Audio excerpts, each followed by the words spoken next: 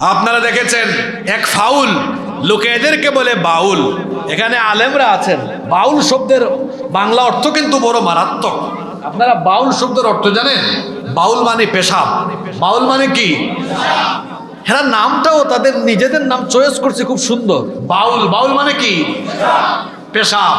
আমি তো বলি যারা এই বাউল গান বা বাউল সমাজের সাথে সম্পৃক্ত, এরা পেশাবের চাইতে আর অনেক কৃষ্ট। আপনারা জানলে অবাক হবেন। বাউল তত্ত্ব নিয়ে একটু পড়াশোনা করবেন। এরা কোনো ধর্ম পর্যন্ত মানে না এবং যৌনাচার, কামাচার, এটাই তাদের মূল তত্ত্ব। এরা এইসব নিয়ে পড়ে থাকে। আপনারা দেখেছেন কিছুদিন আগে আবুল সরকার নামে এক বাউল সরাসরি আমার আল্লাহকে নিয়ে কটাক্ষ করেছে, আল্লাহকে গালি দিয়েছে। এদেশে যারা মুসলমান, আমি আশা করেছিলাম মুসলমানরা একটা তীব্র প্রতিবাদ করবে, কিন্তু আমি দেখলাম কেউ কেউ তাদের নিজেদের স্বার্থে এদের পক্ষাবলম্বন করেছে। আপনারা এখানে যারা আছেন ভাইয়েরা আমার, একটু ভেবে চিনতে বলেন তো, এই দেশে আপনার নেতা, আপনার নেত্রীর নামে কেউ খারাপ কথা বললে আপনার খারাপ লাগে, কিন্তু আপনার রবের নামে, আপনার রসুলের নামে কেউ খারাপ কথা বললে আপনার গায়ে লাগে না, খারাপ লাগে না? সামান্য ভোট আর ক্ষমতার জন্য তাদের পক্ষাবলম্বন করেন। আপনি তো মুসলমান নামদারি নিকৃষ্ট মুনাফিকের কি? আপনার কাছে নেতা নেত্রী বড় না আল্লাহ রসুল বড়? যারা আল্লাহ রসুলের চাইতে নেতা নেত্রীকে বেশি প্রাধান্য দেয় এবং ভোট আর ক্ষমতার স্বার্থে আল্লাহ রসুলের সম্মানকে যারা খাটো করে আউল বাউল ফাউলদের পক্ষাবলম্বন করে, বাংলাদেশের মানুষ তাদেরকে উচিত জবাব দিবে। কোনোদিনও ক্ষমতার স্বাদ নিতে দিবে না। আর আরেকটা কথা মনে রাখবেন, সাফ কথা বলে গেলাম, আলেম ওলামাদেরকে সহ্য হয় না, গালিগালাজ শুরু হয়ে গেছে শুনছি। কি গালি দেয়? কয় আলেমরা নাকি ধর্ম ব্যবসায়ী। আপনাকে আজকে আমি ধর্ম ব্যবসায়ীর পরিচয় দিয়ে যাই।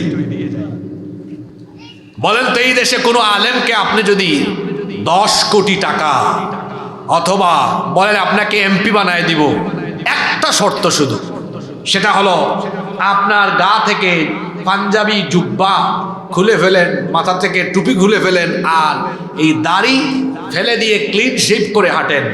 আপনাদের কি মনে হয় এদেশের কোনো আলেম এই প্রস্তাব গ্রহণ করবে? এমনকি আমাদের তাহেরি ভাইকেও যদি এই প্রস্তাব দেন, হাসিয়েন না, মানবে? যদি বলেন মানবে। কিন্তু আমাদেরকে যারা ধর্ম ব্যবসায়ী বলে, ওদেরকে যদি বলেন ভাই ভোট বেড়ে যাবে, শুধু শার্ট আর টি শার্টটা খুললে একটু পাঞ্জাবি পড়েন, কি আপনারাই বলেন? মাথায় একটু টুপি লাগায় হাঁটেন। আমার দেশে ইলেকশন আসলে অনেকে আছে মাথার থেকে ঘুমের টাইমেও টুপি খুলে না। ভাই সাহেব, সামনে ইলেকশন, নামাজটা পড়েন, দেখবেন মুসল্লিদের ভোটগুলা পেয়ে যাবেন। আমার দেশে ইলেকশন আসলে কিছু কিছু ক্যান্ডিডেট 7 ওয়াক্ত 8 ওয়াক্ত নামাজ পড়ে।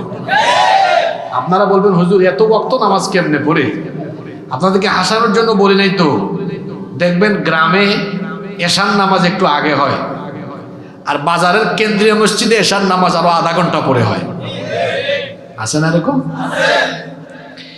এই এলাকার নাম হলো ভুইয়ারহাট।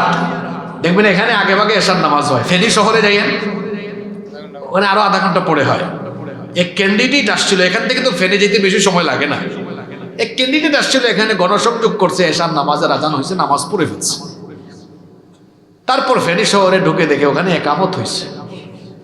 তার এক সাথী বল, লিডার এখানে দেখি এখনো একামত দেয়। চুপ, নামাজে ঢুকো। লিডার একটু আগে নামাজ পড়লাম। একদম চুপ বেটা, ইলেকশনের টাইম, যতবার সুযোগ পাবে ততবার নামাজ পড়বে। বলেন যে কথাগুলো বললাম বাস্তবতার সাথে মিল আছে না নাই? এদেশে আলেমরা টাকার জন্য, ভোটের জন্য লিবাস পাল্টায় না, সুরত পাল্টায় না। বরং আলেমদেরকে যারা ধর্ম ব্যবসায়ী বলে, ওরা ভোটের জন্য, ক্ষমতার জন্য ওরা ক্ষমতায় যাবার জন্য, ভোটের জন্য লেবাস পাল্টায়, সুরত পাল্টায়। সুতরাং আলেমরা ধর্ম ব্যবসায়ী নয়। যারা ভোটের সিজনে ক্ষমতা পাওয়ার সময়ে লেবাস পাল্টায়, সুরত পাল্টায়, ওরাই হলো এই সমাজের প্রকৃত ধর্ম ব্যবসায়ী। বেটা আমাদেরকে বলো ধর্ম ব্যবসায়ী। তোমার চেহারা আয়নায় গিয়ে দেখো, আয়নায় নিজেদের চেহারা দেখো।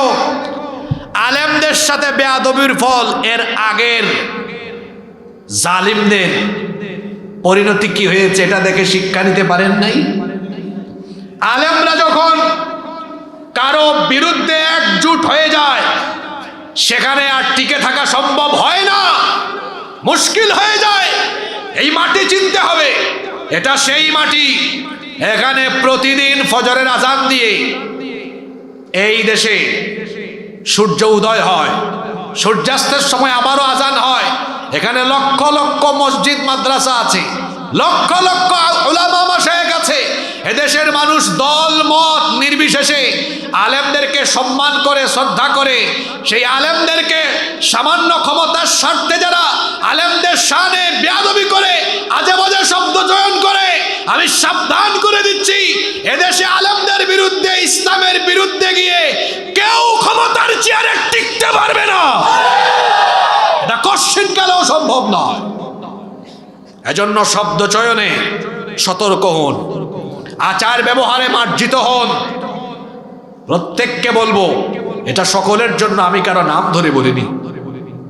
মজলুম থেকে উত্তরণ হয়ে আবার আমরা কেউ যেন নিজেদেরকে জালেমের ভূমিকায় নিয়ে না যাই। আল্লাহ আমাদেরকে হেফাজত করে।